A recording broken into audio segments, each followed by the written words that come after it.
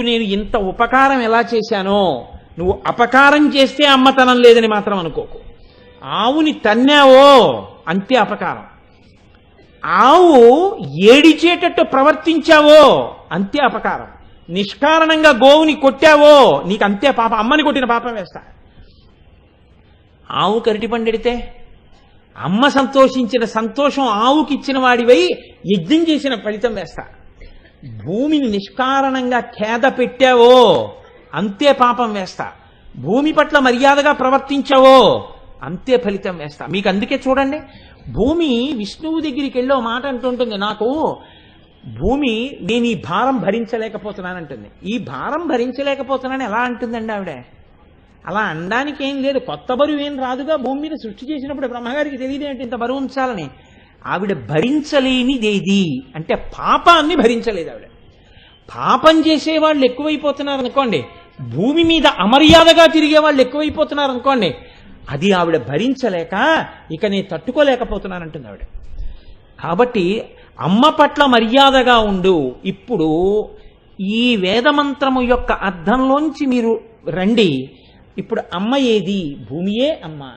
అయితే శాస్త్రం అంది, నువ్వు ఉన్నటువంటి ప్రాంతమేదో ఆవిడ అందున ప్రత్యేకించి జంబూద్వీపే భరతవర్షే భరతఖండే వైదిక భూమి కర్మభూమి. కాబట్టి భరతమాత అంటాం.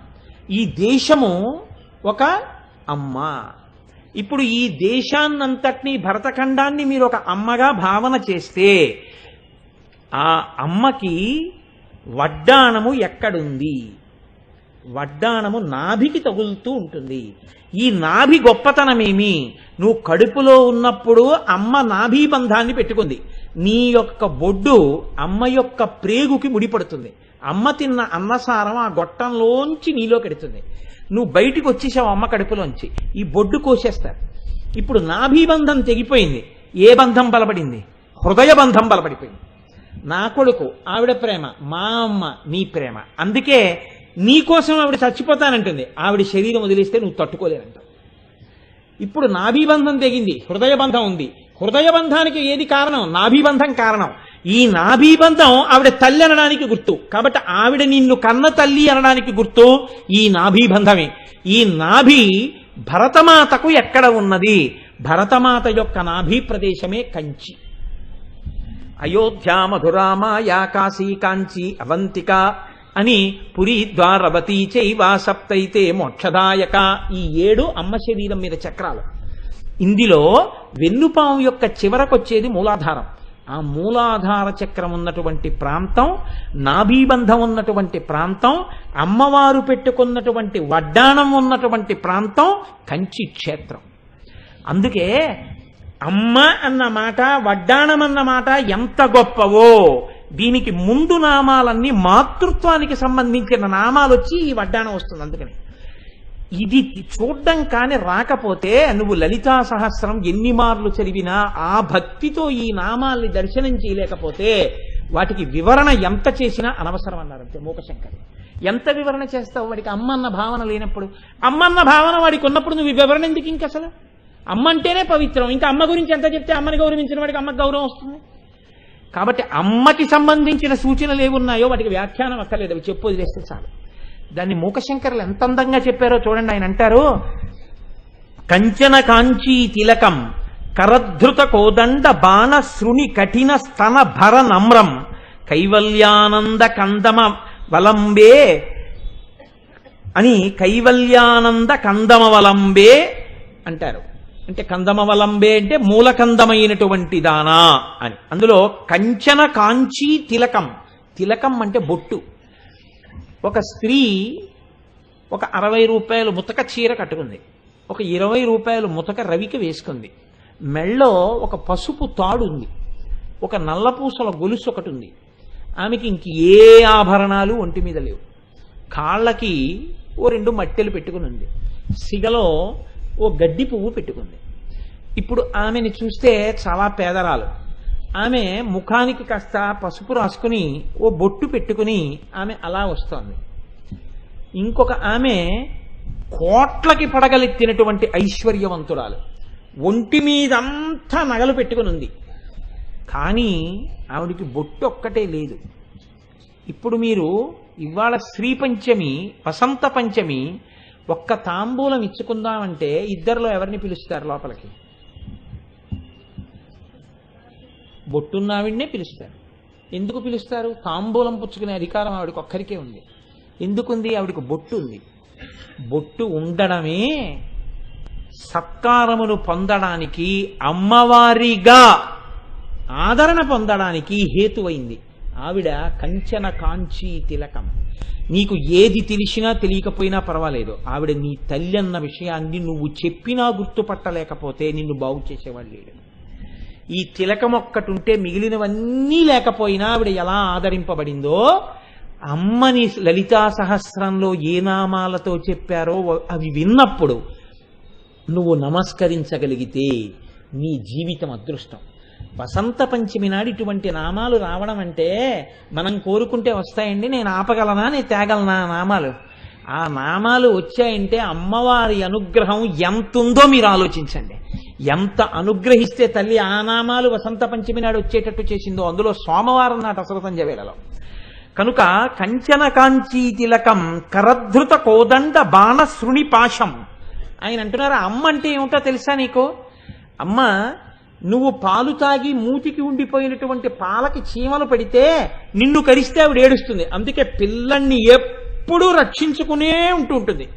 పిల్లడు తన్ని తాన్ని రక్షించుకోడు, పిల్లాన్ని ఎప్పుడు అమ్మ రక్షిస్తుంది, వాడికి రక్షించుకునే స్థితి వచ్చేంత వరకు. అమ్మ, కంచిలో ఉన్న అమ్మ ఇలా పట్టుకుని ఎందుకుందో తెలుసా? ధనుర్బాణం పాశం శృణిమపి దధానం కరతలై. చేతుల్లో ఎందుకు పట్టుకుందంటే నిన్ను ఆశాపాశములు కామక్రోధములు వశం చేసుకోకుండా ఉండడానికి అమ్మవారు ఆయుధాలు చేతుల్లో పట్టుకుని నిన్ను రక్షించుకుంటోంది. అమ్మ పిల్లాన్ని గబుక్కుని ఏ కుక్కో కరిచేయకుండా బాగా ఎత్తుగా ఉయ్యాల్లో పడుకోబెట్టినట్టు, దోమలు కుట్టకుండా గొడుగు పెట్టినట్టు, వాడికి చలియకుండా ఒంటి మీద మెత్తటి బొంత కప్పినట్టు, చిన్ని ముక్కుకి అడ్డు రాకుండా కంఠం కింద నుంచి బొంత వేసి చెవుల్లోకి ఏవీ వెళ్లకుండా ఇలా చెవులు మించి బొంత కప్పి మెత్తగా ఓ పక్కకి ఓరగిలా పడుకోబెట్టి చెవు ఇలా మడత పడిపోయిందేమో అని జాగ్రత్తగా ఇలా చూసుకుని ఆ చెవుని ఆ మెత్తటి పరుపు ఆ తలగడ మీద పడుకోబెట్టి వాడు ఒకవేళ మూత్ర విసర్జన చేసేస్తాడేమోనని ఆ నీటిని పీల్చగలిగినటువంటి పొడిబట్ట ఒకటి వాడి యొక్క మొల దగ్గర వేసి పడుకోబెట్టి అప్పుడు పని మీద వెళ్ళి అరగంటకోసారి వచ్చి పిల్లాడి వంక చూసుకున్నటువంటి తల్లిలా ఆ కంచన కాంచీ తిలకం చేతిలో చెరుకు విల్లు, 5 బాణాలు, ఒక చేతిలో అంకుశం, ఒక చేతిలో ఇవి అంకుశం పాశం పట్టుకుని నిన్ను రక్షిస్తూ, నిన్ను ఏ దుష్ట శక్తులు ఏ బలహీనతలు కబళిస్తాయో అవి కబళించకుండా ఆవిడివి పట్టుకునుంది. అందుకేగా 4 ఆయుధాల యొక్క రక్షణ శక్తి ఎలా ఉంటుందో మీరు విన్నారా? ఇప్పుడు కంచన కాంచీ తిలకం నీకు అమ్మగా ఎలా నిలబడుతోందో చూడు. ఆవిడ ఎంత పెద్ద మాట వేసేశారండి మూకశంకరులు. నిజంగా ఇది అమ్మతనాన్ని అనుభవించడం అంటే.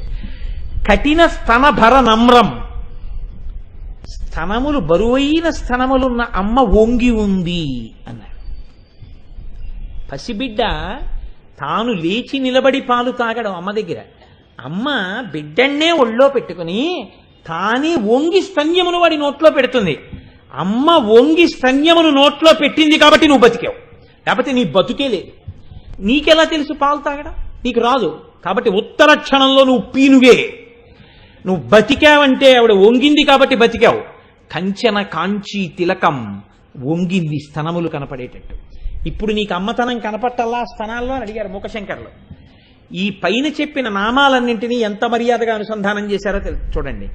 ఇది నువ్వు మాతృత్వాన్ని గుర్తుపట్టి నిలబడగలిగితే ఆవిడ కంచన కాంచీ తిలకం.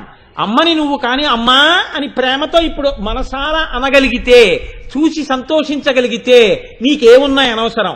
ఒక్క బొట్టున్న ఆడదానికి ఎంత గౌరవమో ఏవీ లేకపోయినా, అన్నీ ఉన్నా బొట్టు లేని వారికి ఎలా గౌరవం లేదో అలా ఎన్నున్నా నీకు అమ్మని గౌరవించడం చేత కాకపోతే, కంచన కాంచీ తిలకానికి నమస్కారం చేయడం నీకు చేత కాకపోతే నువ్వు బొట్టు లేనివాడి. నీకు నమస్కరించడం వస్తే నీకు ఏమీ అక్కర్లేదు, అదొక్కటి చాలు నిన్ను రక్షించడానికి. ఆయుధాలు పట్టుకుని నీకు పాలిచ్చి కాపాడుకోవడానికి ఆవిడ వంగుతోంది. ఇదిరా అమ్మ గొప్పతనం అంటే అన్నారు. లలితా సహస్రాన్ని అనుభవించిన మూకశంకరులు అమ్మవారిని చూసి అన్న మాటలవి. కాబట్టి చూడండి, మహాత్ములైనటువంటి వారి నోటి వెంట అమ్మతనం గురించి ఎటువంటి మాటలు వచ్చాయో. కాబట్టి ఇప్పుడు ఆ తల్లి పెట్టుకున్నటువంటి వడ్డాణం ఏదుందో అది నాభికి తగులుతోంది. ఆ నాభి కంచి క్షేత్రంగా ఉంది. ఆ కంచిలో ఉన్న కామాక్షియే లలితా పరాభట్టారిక, లలితా త్రిపుర సుందరి. ఆ లలితా త్రిపుర సుందరి నాభి మీద చుట్టూ ఉన్నటువంటి వడ్డాణమే ఆమె మాతృత్వమునకు చిహ్నము. అందుకే మీరు చూడండి, ఆ వడ్డాణం ఉంది కాబట్టే ఆవిడ అందరికీ తల్లి.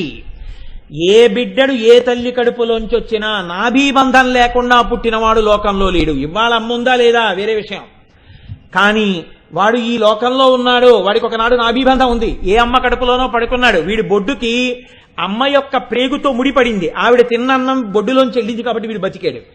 వీడు బతికాడు ఆనాడు అమ్మ నాభీబంధమే కారణం. ఆ నాభీబంధం ఇప్పుడు లేదు కదా, హృదయబంధం ఉంది. ఇప్పటికే ఆవిడ వడ్డాణంతో ఉంది అంటే ఆ నాభీబంధమే నువ్వు బతికావు. ఇప్పుడు నన్ను పోషిస్తున్నది ఆవిడ హృదయబంధమే. సూర్యచంద్రుల్ని స్థానాలుగా పెట్టుకుని నిన్ను పోషిస్తోంది. కాబట్టి ఆవిడ అమ్మ గుర్తుపట్టడానికి ఈ వడ్డాణము గుర్తు. కాబట్టి ఇప్పుడు రత్న కింకిణికారం యదశన రచన దామభూషిత అయిపోయిందా అక్కడతో? ఈ అమ్మతనాన్ని గుర్తుపట్టిన వాడైతే అసలు పరమ పారవశ్యంతో నమస్కారం చేస్తాడు. ఒకవేళ గుర్తుపట్టలేని వాడైతే, చదువుకోని వాడైతే, విద్యాగంధం లేనివాడైతే, అమ్మా అని గుర్తుపట్టడానికి చదువుకి సంబంధం ఏమిట్రా అని అడిగారు. ఎంత గమ్మత్తుగా మాట్లాడారో చూడండి. అమ్మా అని పిలవడానికి ఎంఏ పాస్ అయి ఉండాలా, డాక్టరేట్ ఉండాలా? అమ్మా అని ఒక పాలేరు అమ్మని పిలుస్తాడు. ఏమీ తెలియనివాడు అమ్మా అని పిలుస్తాడు. అమ్మా అని విద్వాంసుడు అమ్మని పిలుస్తాడు. అమ్మా అని పిలవడానికి ఇది ఉండాలి, మా అమ్మ అన్న పొంగు ఉండాలి. నేను అమ్మా అని ఎన్నడూ పిలవను అన్నాడు అనుకోండి, వాడికి అన్నీ ఉండొచ్చు, వాడి ముఖాన బొట్టు లేనివాడు. వాడు అమ్మా అన్న పిలుపు కోసం వెంపర్లాడేవాడు అనుకోండి. వాడు ఏం చదువుకున్నాడు, వాడికి ఏ అర్హత ఉంది అని అడుగుతాయంటే, అమ్మని అమ్మా అని పిలవడానికి అర్హతతో సంబంధం లేదు. ఇది ఆ వడ్డాణం యొక్క గుర్తు. ఇప్పుడు లలితా త్రిపుర సుందరిని పట్టుకునే అమ్మా అని పిలవడానికి మీరేం చదువుకున్నారండి, మీరు లలితా సహస్రం వినడానికని నువ్వు అడగచ్చా? అడగకూడదు. ఎందుకు అడగకూడదు? ఆవిడ అమ్మరా? అమ్మ గురించి వినడానికి, అమ్మ గురించి అమ్మ అని పిలవడానికి లోకంలో అర్హత అనర్హతలు ఎక్కడున్నాయని అడిగారు. అందరికీ అర్హత ఉంది. ఆ కడుపున పుట్టడమే అర్హత. ఆ కడుపున పుట్టావడానికి గుర్తేమిటి? వడ్డాణం పెట్టుకుంది. వడ్డాణం ఎక్కడ పెట్టుకుంది? నాభి మీద పెట్టుకుంది. నాభి ఎక్కడుంది? కంచిలో ఉంది. కంచి నాభీస్థానం అయితే నీకు ఆ నాభీస్థానంతో సంబంధం ఉంది. అందరినీ కన్న తల్లి ఆ తల్లి. కాబట్టి ఇప్పుడు అటువంటి కామాక్షి, అటువంటి లలితాపరాభట్టారిక ఎవరున్నారో ఆ తల్లిని అర్థం చేసుకున్న వాళ్ళు వేదాలతో అనుసంధానం చేసి గాయత్రి అని పిలిచారు. ఉపనిషత్తుల్లో జ్ఞానప్రసూనాంబిక అని పిలిచారు. పురాణాలు పార్వతీ లక్ష్మి అని పిలిచాయి. ఆ తల్లినే వేరొక తల్లి అమ్మా నాకు పసుపు కుంకాలు ఇయ్యి అంది. అలా అన్నప్పుడు గౌరమ్మ అంది. ఇంకొక తల్లి పెళ్ళైపోయిన తర్వాత అమ్మా నా మంగళసూత్రం కాపాడే అంది. అన్నప్పుడు సర్వమంగళ అని పిలిచింది. ఏమీ తెలియనటువంటి పల్లెటూళ్ళ వాళ్ళు ఏడాదికి ఒకసారి అమ్మవారి చిన్న గుడి దగ్గరికి వెళ్ళి ఓ రాయి పెట్టి ఆ రాయి మీద పసుపు రాసి పసుపుకి ఆ బొట్లెట్టి అక్కడ కొబ్బరికాయ కొట్టి బూర్లు గారులు పులిహార పట్టుకెళ్ళి నైవేద్యం పెట్టి అమ్మ నువ్వు మమ్మల్ని అందరినీ కాపాడే అంటారు. అక్కడ బోర్డు ఏమని ఉంటుంది? పెద్దింటమ్మ అని ఉంటుంది. అంటే మాకో ఇల్లుంది, మా ఇంట్లో బిడ్డలు ఉన్నారు, ఆ ఇంటికి పెద్ద నేను, నా ఇంట్లో వాళ్ళందరూ సుఖంగా ఉండాలని కోరుకుంటున్నాను. అందుకనమ్మా నాదో కుటుంబం అయితే నా కుటుంబానికి నాకు భార్య, 2 పిల్లలు ఉంటే ఇలా నువ్వు నాకు తల్లివి, ఇలా ఈ ఊళ్ళో ఉన్న వాళ్ళందరికీ నువ్వు తల్లివి, నేను చిన్న ఇంటికి తండ్రిని, నువ్వు పెద్దింటికి తల్లివి, అందుకని నువ్వు పెద్దింటమ్మా. అమ్మా నేను నా బిడ్డల్ని ఎలా కాపాడుకోవాలనుకుంటున్నానో అలా కాపాడుకోగలిగిన శక్తి నాకు లేదు, కానీ పెద్దింటమ్మవి, నేను నీ బిడ్డలం కదా, అందుకని నేను మీకు బిడ్డలమని ఏమిటి గుర్తు? అమ్మ నువ్వు మా అమ్మవని నీకు పులిహార బూర్లు పట్టుకొచ్చాను, ఈ పులిహార బూర్లు తిను, అమ్మకి పెట్టుకుంటున్నాను. నువ్వేం చేస్తావో తెలుసా? పెద్దింటమ్మవి కదా, నీ ఇంట్లోంచి ఏ ఒక్క వ్యక్తి జారిపోకుండా కాపాడే అమ్మ, మళ్ళీ ఏడాది వచ్చి మళ్ళీ నైవేద్యాలు పెట్టుకుంటాను. వాడికి ఏం తెలుసు? ఏం తెలియదు. తెలియకపోయినా వాడు తలస్నానం చేసి ఇంత పులిహార వండుకుని, ఏదో ఇంత పచ్చన్నం వండుకుని, 4 బూర్లు వండుకుని, లేకపోతే 2 పళ్ళు అట్టుకుని, వాడికి ఎలా తోస్తే అలా వెళ్ళి ఆ గుడి దగ్గరికి వెళ్ళి తలస్నానం చేసి ఉతికిన పంచె కట్టుకుని అక్కడ నిలబడి అమ్మోరికి నైవేద్యాలు ఎట్టుకున్నానంటాడు. మనకి చూడండి, నైవేద్యాలు ఇట్టారంటారు. ఆవిడ ఎందుకు పెట్టామంటే పెద్దింటమ్మ. ఇంకొకరు అంటారు మా ఊళ్ళో పేరంటాలమ్మ ఉందంటారు. పేరంటాలమ్మ అంటే ఏంటి? ఒక ఇంట్లో పేరంటానికి పిలిచారనుకోండి, ఎలా పిలుస్తారు? బొట్టు పెట్టి పిలుస్తారు. అమ్మ మా ఇంట్లో పేరంటం అవుతోంది రండి అంటారు. పేరంటానికి వెళ్ళారనుకోండి ఏం చేస్తారు? మళ్ళీ బొట్టే పెడతారు. పేరంటానికి పిలవబడడానికి, పేరంటానికి వెళ్ళి గౌరవింపబడడానికి హేతువు బొట్టు ఉండడమే. ఈ బొట్టు ఉంచుకునే అదృష్టం అందరూ ఉంచుకోవాలని అనుకుంటారు. ఎవరు ఆ బొట్టు రాలిపోవాలని కోరుకోరు. కోరుకోకపోయినా కొంతమందికి బొట్టు ఎందుకు రాలిపోతోంది? అమ్మవారి అనుగ్రహం పూర్ణంగా ప్రసరించలేదని గుర్తు. అమ్మ అలా ప్రసరణ లేకుండా ఉండకుండా ఎప్పుడూ నన్ను పసుపు కుంకాలతో ఉంచు. పేరంటాలకి వెళ్లే తల్లిని, పేరంటంలో కుంకం పెట్టుకుని వచ్చే తల్లిని చెయ్యి. నువ్వు ప్రతి చోట ముందు ఎలా గడప రూపంలో ఉండి బొట్టు పెట్టించుకుంటావో, లక్ష్మికమ్మిగా ఉండి తోరణం కట్టించుకుంటావో, అలా నాకు జీవితంలో కోరిక బొట్టు పెట్టి పిలిపించుకోవాలని, బొట్టు పెట్టించుకుని రావాలని. ఈ కోరికకి మాత్రం నన్ను దూరం చేయకే అమ్మా అని అడుగుతారు. కాబట్టి పేరంటాలమ్మ. ఇంకొకటి అంటాడు తలుపులమ్మ. తలుపులమ్మ అంటే వేసేసి ఉంటే మీకు లోపలదేం బయటికి రాదు, బయటిది లోపలికి వెళ్ళదు. అంతే కదండి. తలుపులు వేసి ఉన్నాయి, మీరు డజన్ అరటిపళ్ళు పట్టుకుని మా ఇంటికి వచ్చారు. ఈ డజన్ అరటిపళ్ళు మా ఇంట్లోకి ఎలా వస్తాయి? నేను తలుపులు తీసి మాట్లాడితే మీరు నాకు అరటిపళ్ళు ఇస్తే లోపల పెడతాను. మీరు మా ఇంటికి వచ్చినప్పుడు కోటేశ్వరరావు ఇంటికి వెళ్తే కోటేశ్వరరావు గారి దగ్గర ఈ పుస్తకం తెచ్చుకుందాం అనుకుని వచ్చారు. ఈ లోపల ఉన్న పుస్తకం బయటికి ఎలా వస్తుంది? తలుపులు తీస్తే. తలుపులు తమంత తాము తీసుకోలేదనుకోండి, మీరు బదలగొట్ట ఇచ్చా? బదలగొట్టకూడదు. తలుపు తీయమని కాలింగ్ బెల్ కొట్టాలి. 6 మాటలు కొట్టారు, తీయలేదు. మర్యాద ఏమిటి? ఏ కారణం చేతనో తలుపు తీయట్లేదంటే బహుశా లేచి వచ్చి తలుపు తీయకూడని స్థితిలో ఉన్నారన్నమాట. ఆయన ఏ పూజలోనో ధ్యానంలోనో ఉన్నారేమో. కాబట్టి మనం ఇంకెక్కువ విసిగించకూడదు, మనం వెళ్ళిపోదాం, ఇంకొకసారి వద్దాం. వెళ్ళిపోయారు. తలుపులు తెరుచుకోలేదు, మీ కోరిక తీరలేదు. అమ్మ కోరికలు తీరడం అంటే తలుపులు తెరుచుకోవడం. అందుకే ఓ కోరిక తీరిన వాహనం కొనుక్కున్నారు, తలుపులమ్మ లోవకి వెళ్ళారు. ఓ ఏదో పుణ్యం కలిసి వచ్చింది, తలుపులమ్మ లోవకి వెళ్ళారు. అంటే అమ్మ నీ అనుగ్రహంతో తలుపులు తెరుచుకుంటే నాకు ఈ భోగం వచ్చింది, ఇది చెప్పడం తలుపులమ్మ. ఇంకో చోట నూకాలమ్మ. నూకాలమ్మ అంటే అమ్మ నేను నూకలు తింటున్నానంటే, నూకలంటే అన్నం. పూర్వకాలంలో అన్నం కన్నా నూకల జావే ఎక్కువ. ఉన్నవాడు అన్నం తింటాడు, లేనివాడు నూకల జావ తాగుతాడు. కాబట్టి ఆ లోకమంతటికి కావలసింది నూకలు. కోళ్లుకేస్తే నూకలు, పావురాలకేస్తే నూకలు.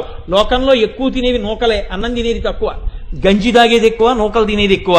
కాబట్టి అమ్మ 4 నూకలు నాకు భూమి మీద మిగలాలంటే, ఆయుర్దాయం ఉండాలంటే, నేను తినాలంటే, బతికుండాలంటే, ఆ కలియుగంలో ప్రాణం అన్నగతం కాబట్టి అన్నం దొరకాలి, అన్నం తినాలి, ఆ అన్నం జీర్ణం అవ్వాలి, నేను ఆయుర్దాయంతో ఉండాలి. ఈ ఏడాది వచ్చిన వాడిని వచ్చే ఏడాది కూడా వచ్చి నీ దర్శనం చేసుకోవాలి. కాబట్టి కాండ్రకోటలో నూకాలమ్మ. కాబట్టి ఇప్పుడు మీరు ఏ పేర్లతో పిలవండి. పెద్దాపురం వెళితే మరిడమ్మ. అమ్మ దగ్గరికి వెళ్ళి ప్రతి పూట అప్లికేషన్ పెట్టుకుని తహసీల్దార్ గారి దగ్గర వీడు పొద్దున్న అన్నం ఇప్పటి వరకు తినలేదు అనో సర్టిఫికేట్ తెచ్చుకోవాలేంటి? అదే మన ప్రభుత్వాలు అయితే చిత్రంగా ఉంటాయి. బతికున్నవాడే వచ్చినా నువ్వు బతికున్నావని సర్టిఫికేట్ పట్టరా అంటారు పెన్షన్కి. అయ్యో నేను బతికే ఉన్నాను కదండి అంటే, నువ్వు బతికున్నావంటే మేము నమ్మం, నువ్వు బతికున్నావని ఒక గెజిట్ ఆఫీసర్ చెప్పాలి. అంటే వీడు వెళ్ళి కదలలేకపోయినా నేను బతికున్నానని ఓ సర్టిఫికేట్ ఇవ్వండి అంటే, వీడు బతికే ఉన్నాడు, కాళ్ళు వెనక్కి తిరిగిపోలేదని ఆయన సర్టిఫికేట్ ఇస్తాడు. అది పట్టుకొచ్చి ఇస్తే పెన్షన్ ఇస్తారు. చాలా చిత్రంగా ఉంటుందండి. రూల్ ఈజ్ రూల్, దాన్ని బ్రేక్ చేయరు. కామన్ సెన్స్ ముఖ్యమా, రూల్ ముఖ్యమా అంటే రూలే ముఖ్యం. ఫ్రేమ్ చేసేవాడు అంత తలకాయ, ఇంప్లిమెంట్ చేసేవాడు అంతే తలకాయ. కాబట్టి చూడండి అంత గొప్పగా ఉంటుంది. నాకు అలాంటివి చెప్పినప్పుడు ఒక విషయం జ్ఞాపకానికి వస్తుంది. యుద్ధాలు జరుగుతున్నప్పుడు డాక్టర్లను ఈ తోటీస్ అని ఉంటారు. వీళ్ళ పరిస్థితి ఎలా ఉంటుందంటే, యుద్ధ భూమిలో పడిపోతారు సైనికులు. పూర్వం అంటే రాత్రి యుద్ధం ఆపేవారు, ఇప్పుడు రాత్రి పగలు యుద్ధం జరుగుతుంటుంది. ఒకవేళ కొస ప్రాణంతో ఎవడైనా ఉంటే పిఓఐ అంటారు, పిఓడబ్ల్యూ ప్రిజనర్ ఆఫ్ వార్ అని అవతల వాళ్ళకి దొరికితే చీల్చి చెండాడేస్తారు నిజాలు చెప్పమని. అందుకని దొరకకుండా ఉండాలి అంటే వాళ్ళని అవతల దేశానికి ఖైదీలుగా దొరకకుండా కొన ప్రాణంలో ఉన్నా సరే ఎక్కించేస్తారు అంబులెన్స్. చచ్చిపోయాడు అనుకోండి, గబగబగబగబా డాక్టర్లు వ్యాన్ దిగొచ్చి యుద్ధ భూమిలో స్టెప్ పెట్టి చూసేస్తారు. చూసేసి ఆ ఊపిరి కొట్టుకోవట్లేదు, చచ్చిపోయాడంటే వాళ్ళు ఏం చేస్తారంటే గబుక్కుని కోట్ జేబులోంచి తీసి డెడ్ అనో స్లిప్ పెడతారు, చచ్చిపోయాడని. ఇప్పుడు మర్యాదగా తీసుకెళ్ళడానికి యుద్ధ భూమిలో అవకాశాలు ఏమి ఉండవు. ఆ శవాన్ని తీసుకెళ్లిపోవాలి ముందు. అప్పుడు ఏం చేస్తారంటే వీళ్ళు గబగబ కాళ్ళు చేతులు పట్టుకుని ఆ శవాల్లోకి విసిరేస్తారు. బతికుంటే ఒక అంబులెన్స్ లోకి పెట్టేస్తారు, స్ట్రెచ్చర్ల మీద పెట్టేసి వెళ్ళిపోతుంటాయి గబగబాను. ఇందులో ఒక ఆయన కొస ప్రాణంతో ఉన్నాడు. డాక్టర్ గారు కంగారుగా ఏం చేశారంటే డెడ్ అని స్లిప్ పెట్టి వెళ్ళిపోయారు.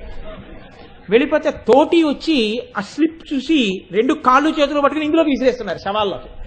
ఆయన అన్నాడు, ఐఎమ్ అలైవ్, నేను బతికున్నాను అని అరుస్తున్నాడు. ఈ తోటిలు అన్నారు, shut up, it is certified you are dead. వాళ్ళ నోర్మోయ్, నువ్వు చచ్చిపోయావని స్లిప్ పెట్టారన్నారు. అది ఎంత అందంగా ఉంటుందో మన రూల్స్ కూడా అంత అందంగా ఉంటాయి. పెన్షన్కి వెడితే వాడు బతికున్నవాడే వచ్చాడు కదరా, సర్టిఫికెట్ ఎందుకురా అన్నారు. బతికున్న వారికి సర్టిఫికెట్ అక్కర్లేదు. నువ్వు ఇన్నాళ్ళు పెన్షన్ తీసుకోకపోతే అనుమానం కాబట్టి సర్టిఫికెట్ కూడా అవసరం అనరు. ప్రతి 6 నెలలకి నువ్వు బతికున్నావని సర్టిఫికెట్ పట్టరా అంటే ఎంత దారుణంగా ఉంటుందో అలా తేవడం వీడిచ్చే భృతి కోసం. సరే, నేను ఎందుకు ఆ జోలికి వెళ్ళాలి? కనుక ఇప్పుడు నేను ఇంతకీ ఈ విషయం మీకు దేని కొరకు మనవి చేయవలసి వచ్చింది అంటే, అసలు బతికుండాలి, వచ్చే ఏడాది కూడా అమ్మ నీ దర్శనానికి నేను రావాలి కాబట్టి ఏడాదికోసారి వెళ్ళి కాండ్రకోటలో నూకాలమ్మ దర్శనం చేయి. మళ్ళీ వచ్చే ఏడాది కూడా అన్నంగిని మళ్ళీ అమ్మవారి దర్శనానికి వెళ్తావు. ఏడాదికోసారి అడిగితే మళ్ళీ ఏడాదికోసారి ఆవిడ నిన్ను దర్శనం ఇస్తూ ఉంటుంది, నీకు నూకలు ఇస్తూ ఉంటుంది. కాబట్టి ఇస్తూ ఉంటుంది కాబట్టి ఆవిడెవరు? నూకాలమ్మ. కాదు, ఒక్కసారి అడిగితే చాలు అమ్మని. ఇంకా మళ్ళీ అమ్మ అన్నం పెట్టమ్మా అన్నారు అనుకోండి, అన్నం ఓటీ పెట్టి, అన్నం కదా అడిగవు తిను అందం. అన్నం పెట్టమ్మా అంటే పప్పు, కూర, పచ్చడి, పులుసు అన్నీ వేస్తుంది ఆవిడ. ఒక్కసారి అడిగితే చాలు. మళ్ళీ పెట్టే అమ్మ ఎవరో? మరి ఇచ్చే అమ్మ మరిడి మహాలక్ష్మి, మరిడి అమ్మ. కాబట్టి పెద్దాపురం వెడితే మరిడమ్మ. మీరు ఇలా ఎక్కడికి వెళ్ళండి ఆ తల్లి మీకు రూపు దాల్చి కనపడుతుంటుంది. ఆవిడే తిరుపతి వెడితే పద్మావతి, తిరుచానూరు వెళ్ళారనుకోండి, అక్కడికి వెడితే అమ్మవారు ఎలా కనపడుతుంది మీకు? అలమేల్మంగ అంటారు. అలమేల్మంగ కాదు, అలర్మేల్మంగ. అలర్మేల్మంగ అంటే పద్మము యొక్క గద్దె మీద కూర్చున్న తల్లి. పద్మము యొక్క గద్దె మీద కూర్చుంది కాబట్టి ఆవిడ పద్మావతి అంటారు. అయితే అలర్మేల్మంగ అంటారు. అది అనలేక అలమేలుమంగ అంటున్నారు. కాబట్టి అలా ఎక్కడికి వెళ్ళండి అలివేలుమంగమ్మ. ఏమీ అనలేని వాడు ఉన్నాడు అనుకోండి, అమ్మవారు అంటాడు. ఇంకా అనలేడు అనుకోండి, అమ్మోరు అంటాడు, మా అమ్మ అంటాడు. అయిపోయింది. అసలు అమ్మా నిన్ను అమ్మా అని పిలవడానికి ఏం చదువుకుని ఉండాలమ్మా? చదువుకున్న వాళ్ళే పూజలు చేస్తున్నారా? చదువుకోకపోయినా అమ్మని పూజించని వాడు లోకంలో ఉన్నాడా? ఏదో రకంగా అమ్మని పూజ చేసి బతుకుతున్నవాడే, అమ్మ పేరెత్తి బతుకుతున్నవాడే. అమ్మా నువ్వు లోకానికి అంతటివి తల్లివని చెప్పడానికి గుర్తేదో తెలుసా? నువ్వు పెట్టుకున్న ఈ వడ్డాణమే.